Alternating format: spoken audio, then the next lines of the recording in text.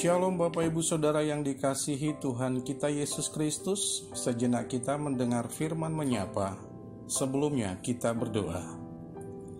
Kasih karunia dan damai sejahtera dari Allah Bapa kita dan dari Tuhan kita Yesus Kristus menyertai kamu. Amin.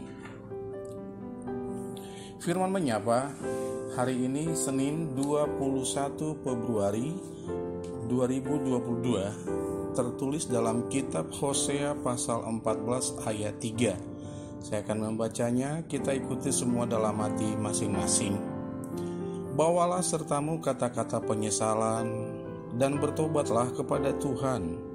Katakanlah kepadanya, ampunilah segala kesalahan sehingga kami mendapat yang baik, maka kami akan mempersembahkan pengakuan kami.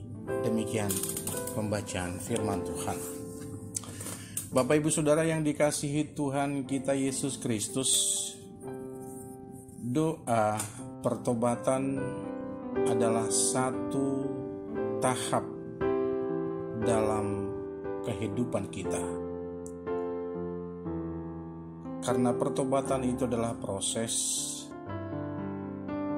kita melakukannya dikala kita melakukan satu kesalahan, terlebih jika kesalahan itu fatal adanya.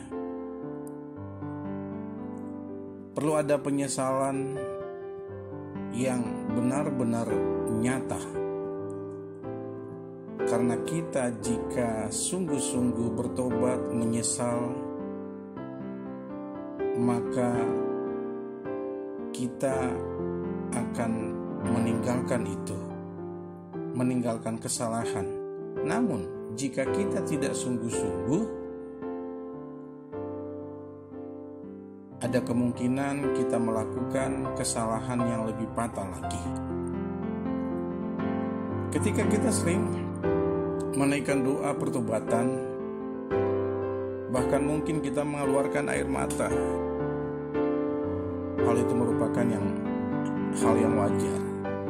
Namun yang terpenting adalah air mata dari dalam hati serta tekad benar-benar bertobat dan tak akan mengulangi lagi. Dan pertobatan itu berorientasi kepada Kristus, bukan hanya kepada manusia. Pertobatan akan membawa kita pada pemulihan rohani dari Tuhan. Pemulihan rohani dari Tuhan. Bahkan rohani dan jasmani terkadang menyatu. Jadi bisa dikategorikan selain kita dalam pemulihan rohani, juga kita dalam pemulihan jasmani. Allah selalu memberi kesempatan kepada orang-orang yang benar-benar mengakui kesalahannya kepada Tuhan, agar hidup kita dipulihkan, agar kita dipulihkan oleh Tuhan. Jika kita sudah dipulihkan oleh Tuhan, hidup kita akan diberi kelimpahan oleh-Nya. Pertobatan bukan hanya lip service belaka, namun harus diikuti be agents of change, menjadi agen perubahan. Tetap orientasinya bukan hanya kepada manusia, tapi terlebih kepada Tuhan. Dikala kita ingin menjadi agen perubahan, tidak semata-mata membuat manusia senang, namun yang terutama orientasinya kepada Tuhan. Dan itu sudah merupakan satu keharusan dalam rumus be agents of change yang kita bicarakan tadi. Menginginkan suatu perubahan tentu harus dimulai dari diri sendiri.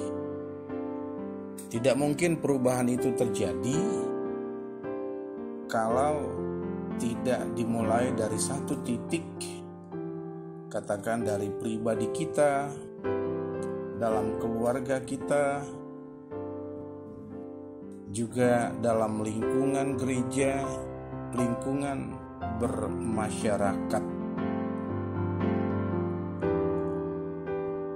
Yakinlah, jika orientasi perubahan itu benar-benar kepada Tuhan, kita akan dimampukan melakukannya, menjadi sukacita bagi manusia dan kemuliaan bagi Bapa di surga. Be agents of change, menjadi agen perubahan, tentu ada harga yang harus kita bayar mahal dalam melakukannya. Melakukan yang terbaik demi pemulihan kerohanian dan jasmani kita di hadapan Tuhan dan di hadapan sesama manusia. Ada satu lagu yang memotivasi kita untuk berubah kepada Tuhan dikala kita sengaja atau tidak sengaja membuat hati kawan kita terluka karena tingkah laku, karena sikap dan seluruh indera kita. Kidung Jemaat nomor 467. Demikian, syair demi syair. Tuhan, ku bila hati kawanku terluka oleh tingkah ujarku, dan kehendakmu jadi panduku, ampunilah.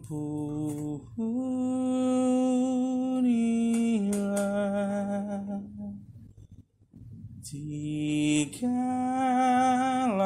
tuturku tak semena dan aku tolak orang berkesah, pikiran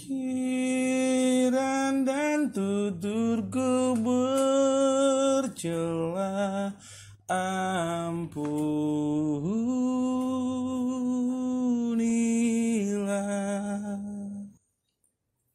Kita bersatu dalam doa. Bapa, terima kasih atas firman yang telah kami dengar, agar kami menjadi pelaku pertobatan dalam kehidupan kami. Sungguh Bapa,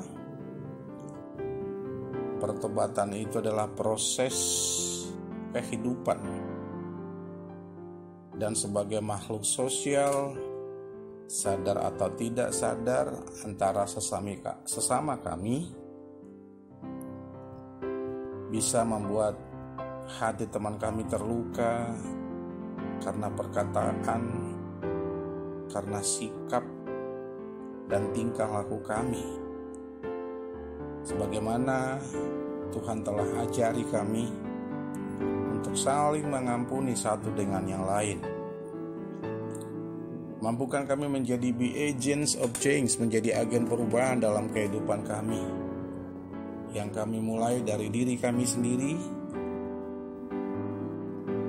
dalam keluarga, dan dalam lingkungan gereja, dan sekitar kami.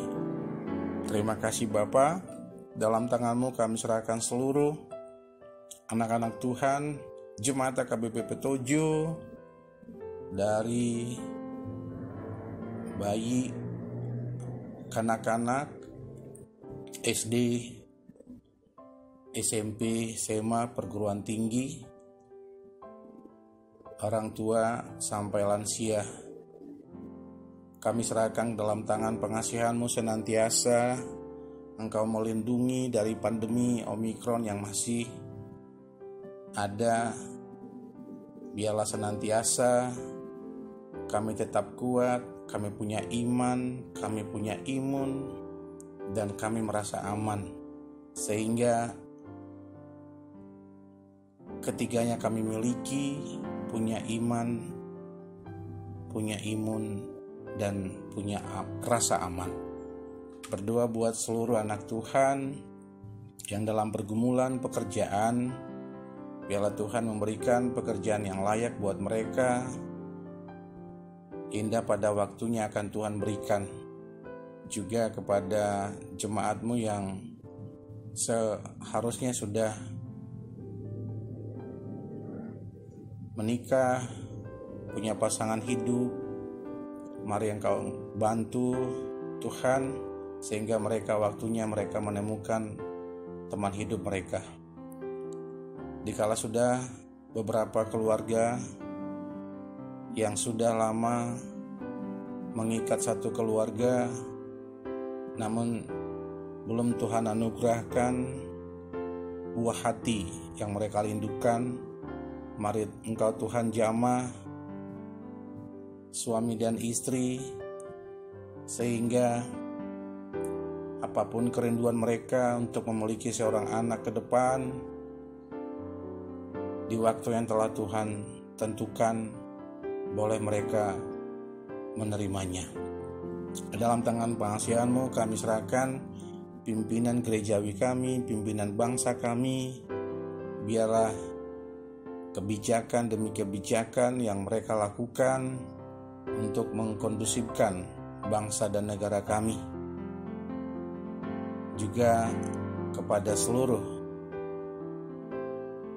partohonan di HKBP, baik dari Opoye Porus, Sekretaris Jenderal, juga para kabit, preses, seluruh pendeta, partohonan di HKBP, dan seluruh jemaat, senantiasa dalam limpahan anugerah-Mu.